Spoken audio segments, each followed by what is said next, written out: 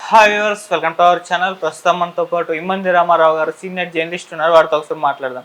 Sir నమస్కారం. Sir నమస్తే బాబు. Sir Jaganmohan Reddy గారు ఇంకొన్ని రోజుల్లో అరెస్ట్ అవబోతున్నారు అంటూ వార్తలు రావడం చూస్తున్నాం సార్. అందుకు సంకేతాలు కూడా కనబడుతున్నాయి. ఆ ఫర్నిచర్ ఒకటి దాని విషయంలో అంటే మొత్తం ఫర్నిచర్ని అప్పగించాలని జిఏడి వాళ్ళు ఒక 15 రోజులు డెడ్ లైన్ కూడా పెట్టడం చూస్తున్నాం.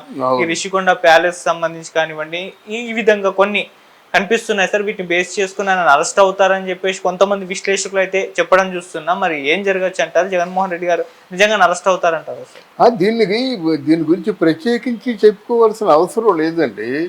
అక్కడ మనం జగన్మోహన్ రెడ్డి ముఖ్యమంత్రి, రాజశేఖర రెడ్డి బిడ్డ అని ఆలోచించకూడదు. ఒక వ్యక్తి కొంచెం అవినీతి చేశాడు. అవినీతికి ప్రోటోకాల్ ప్రకారంగా ఏ శిక్ష ఉంటే ఆ శిక్ష వేయాలి మొదటిది. అంతే కదా, అది ఎవరైనా ఆలోచించకూడదు. మరి నువ్వెవరైనా ఆలోచించి కోడలి శివప్రసాద్కేమో అంటే కుళ్ళిపోయి కురింగిపోయి ఆత్మహత్య చేసుకునే విధంగా నువ్వు ప్రవర్తించావు. మీ వాళ్ళందరూ ఇప్పుడు అసై కొట్టారు. నీ ప్రభుత్వం ఓకే అన్నది. ఒక పెద్ద లీడరు, పేరున్న లీడరు, ఆయన హోంలో కూడా పనిచేసినటువంటి లీడరు ఆయన ఆత్మహత్య చేసుకుని చనిపోయినప్పుడు ఒక న్యాయం. ఇప్పుడు జగన్మోహన్ రెడ్డి అత్యంత ఘోరంగా పరాభవం చెంది ఓడిపోయినప్పుడు ఒక న్యాయమున అది వాళ్ళు ఆలోచించారు. విజ్ఞులు ఎవరైతే విమర్శలు చేస్తున్నారో అట్నుంచి ఆలోచించాలి.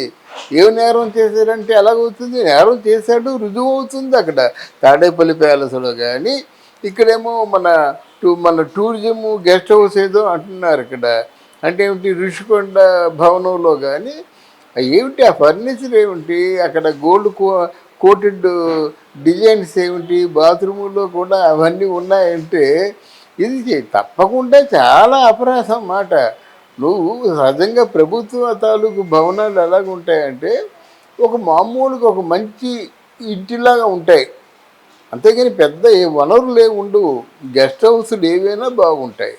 అలా వీళ్ళేదో ఈరోజు మాట్లాడుతున్నారు అంటే రేపొద్దున రాష్ట్రపతి వస్తాడు, రేపొద్దున ఇంకోరు వస్తారంటే ఇంకోరు రావచ్చు అంటే అది ముందు చెప్పి కట్టాలి. ఇది మనకు కాదయ్యా బాబు, నేషనల్ ఇంటర్నేషనల్ నుంచి వచ్చినటువంటి అధికారులకి, పెద్దవాళ్ళకి, ట్రేడ్ వర్గాల వారికి మేము కొడుతున్నామని చెప్పాలి. అందులో నీకు సంబంధించినటువంటి ఫర్నిచర్ ఉండడానికి వీలు లేదు. నీ ఇష్టానికి సరిపోదు కదా. అందువల్ల ఇవన్నీ చేసినవన్నీ తప్పులే. ఎవడు మాట్లాడతారండి? మాట్లాడితే బుద్ధి జ్ఞానం ఉండదు. ఇన్ని తప్పులు చేసిన తర్వాత అసలు తప్పు మర్చిపోతున్నారు. ఆయన మీద ఉన్నటువంటి ఆ మనీ లాండరింగ్ స్కీమ్లో 43,000 కోట్ల రూపాయలు ఆల్రెడీ ప్రూవ్ అయిపోయి ఉంది. ఏదో చక్రం అడ్డుపడుతుందో ఆ చక్రం ఏమిటో అందరికీ తెలుసు. అందువల్ల ఇప్పుడు వస్తున్నటువంటి వార్తల్లో కూడా నిజం లేదు. ఆ జగన్ మీడియా సృష్టిస్తుందన్నమాట. మోడీకి ఈయనకి చాలా మంచి క్లోజ్ టచ్ ఉంది, మోడీ రక్షిస్తారని. మనం తెలిసిపోదా? మోడీకి జగన్మోహన్ రెడ్డి టచ్ నడిచి ఇంకోలా ఉంటుంది వ్యవహారం. ఇంత దిగులు పడిపోవలసిన అవసరం లేదు, ఇంత కృంగిపోయి మాట్లాడవలసిన అవసరం ఎవరికీ లేదు. అందువల్ల ఆయన మీద ఉన్నటువంటి తప్పులు చాలా ఉన్నాయి, అవినీతి భాగోతాలు ఉన్నాయి, తర్వాత సీక్రెట్ డీలింగ్స్ చాలా ఉన్నాయి. ముఖ్యంగా డబ్బుల విషయంలో లక్షల కోట్ల రూపాయలు నిక్షిప్తంగా ఉన్నాయి. అది అక్రమాస్తుల కేసు పైన బెయిల్ పైన ఉన్నారు. మరి బెయిల్ క్యాన్సిల్ అయ్యే అవకాశం తప్పకుండా క్యాన్సిల్ అవుతుంది. అదే చెప్తున్నాను కదా, ఏదో చక్రం అడ్డేస్తుంది. ఆ చక్రం ఏమిటో ప్రజలందరికీ తెలుసు, నాయకులు కాదు ప్రజలందరికీ తెలుసు. పూస గుచ్చినట్టుగా చెప్పారు రఘురామకృష్ణరాజు గారు. అంతకంటే ఇంకేముంది? అంతకంటే నేరస్తుడు ఎవడుంటాడండి? ఎందుకు ఆలోచిస్తారు? ఆయన బట్టి ఆలోచిస్తున్నారు. మిగతా వాళ్ళు ఏమో లోపలేస్తారా, మిగతా వాళ్ళని హింస పెడతారా? అది తప్పు కాదు కదా. ఇలా చేయడం వల్లే కేంద్రంలో ఉన్నటువంటి ఫోర్స్కి ఉనికి తగ్గిపోయింది. అంత ముందున్నంత ప్రభావం ఇప్పుడు లేదు. అంటే అపరాధుల్ని మన్నిస్తారు, ఒకటి మర్డర్స్ని మన్నిస్తారు.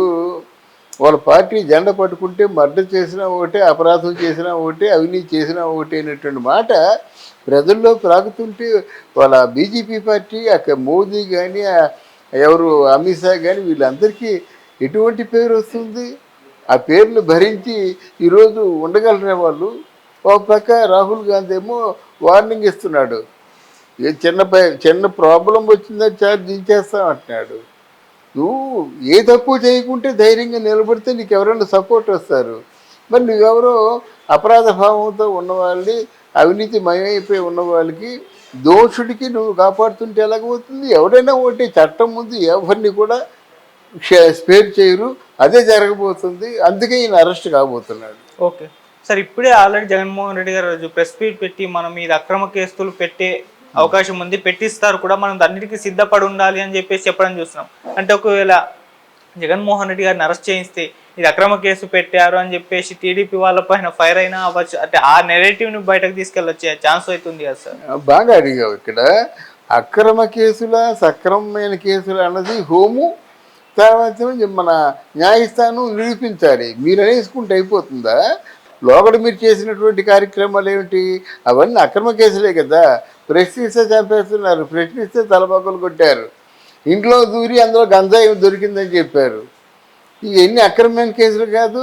భార్యాభర్తలు పడుకుంటే మీరు వ్యభిచారులు అని చెప్పేసి కేసు పెట్టారు. ఎన్ని వందల ఎన్ని వేల కేసులు ఉన్నాయి ఇక్కడ. మీరు పెట్టిన కేసులే తప్ప మా సామాన్య ప్రజానికం కేసు పెట్టినా ఎఫ్ఐఆర్ నోట్ చేయరు కదా. అంత దౌర్జన్యం చేశారు. చట్టాన్ని కానీ న్యాయస్థానాన్ని కానీ మీ పాదాక్రాంతం చేసుకున్నారు. అప్పుడు మీకు ఇవే అనిపించలేదండి? అక్రమ కేసులు మీరు సిద్ధంగా ఉండండి చెప్పి ముందు వాడు అక్రమ కేసు చేయకూడదు. ఫర్నిచర్ దాచినప్పుడేమో ఆ ఫర్నిచర్ దాచినేమో వాడిని టార్చర్ పెట్టి చంపేసిన వాళ్ళు మళ్ళీ ఫర్నిచర్ దొంగగా కాకూడదు. నేను ఇచ్చేస్తానంటే ఎలా కుదురుతుంది? ఏదో పిటిషన్ పెట్టుకొని ఆ ఫర్నిచర్ ఇక్కడ ఉంది, నేను ఇలా పెద్దవాళ్ళ కోసం చేయించాను, నేను అది ప్రభుత్వం ఆస్తి కానీ నా ఆస్తి కాదు, మీ తాలూకు ఫర్నిచర్ అంతా మీకు తిరిగి వాపస్ చేసుకోండి, నాకు వాపస్ తీసుకున్నట్టుగా ఒక నమూనా ఇవ్వండి అంటారు. అంతే కదా. అంటే వాళ్ళు అవుతారు అన్నమాట. ఎందుకంటే ఇంతగా ఓడిపోయాడు, ఇంతగా ఏడుస్తున్నాడు కాబట్టి. లేకపోతే అక్రమ కేసు పెట్టి ఇదో కేసు అవుతుంది. ఇప్పుడు జగన్మోహన్ రెడ్డి దగ్గర మొత్తం తక్కువ కేసులు లేవు, 48 కేసులు ఉన్నాయి. ఎలా ఎలా నీకో న్యాయం నాకో న్యాయం అయితే ఇంకా న్యాయస్థానం ఎందుకు? సుప్రీంకోర్టు అనేటువంటి పెద్ద అత్యున్నత న్యాయస్థానం ఎందుకండి? అదేంటంటే ఓ భగవంతుడు ఎంతో, సుప్రీంకోర్టు అంతే. భగవంతుడు ఎలా పరీక్ష చేస్తాడో అలా చేయాలన్నమాట. అంత న్యాయబద్ధంగా ఉండాలి ఏదైనా సుప్రీంకోర్టు తీర్పు. మరి సుప్రీంకోర్టులో తీర్పు ఏమొస్తే అది చూసుకో నువ్వు, అదే అమలు చేస్తారు.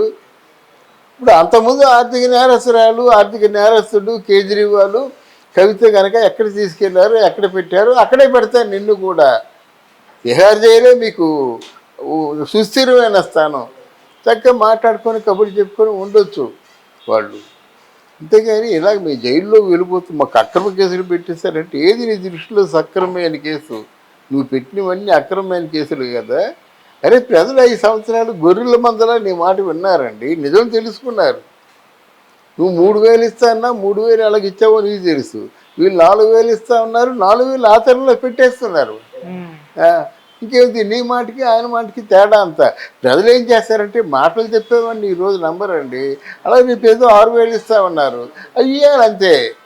రైతులకి ఏదో ఇస్తా ఉన్నారు, ఇవ్వాలి. ఇవ్వకపోతే మనమే అడుగుతాం రేపు పొద్దున్న. వాళ్ళు ప్రశ్నించవలసిన అవసరం లేదు. నువ్వు ప్రశ్నించావు కదయ్యా, నువ్వు వేసినటువంటి సమస్యకే పరిష్కారం ఏమిటని మేము అడుగుతున్నామని తెలుగుదేశాన్ని కూడా మనం నిలదీస్తాం, నిలదీయాలి. మన బాధ్యత అదే.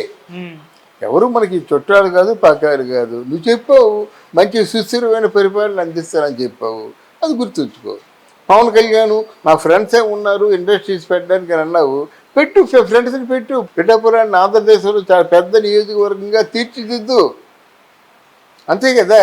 మేము అవసరాలకి మీరు ప్రామిసులు చేసేస్తే గంపడాస్తూ ఓట్లు వేశారు మీకు. అలాంటప్పుడు మీ ప్రామిసులన్నీ నీటి మూటలు అయిపోతే ఎలాగవుతుంది? పదవి మనుషులను మారుస్తుంది, కానీ ఇంతగా మారినట్టయితే ప్రజలే ప్రశ్నిస్తారు. Correct sir. అందుకే ఇప్పుడు జగన్మోహన్ రెడ్డి కూడా అదే అయింది.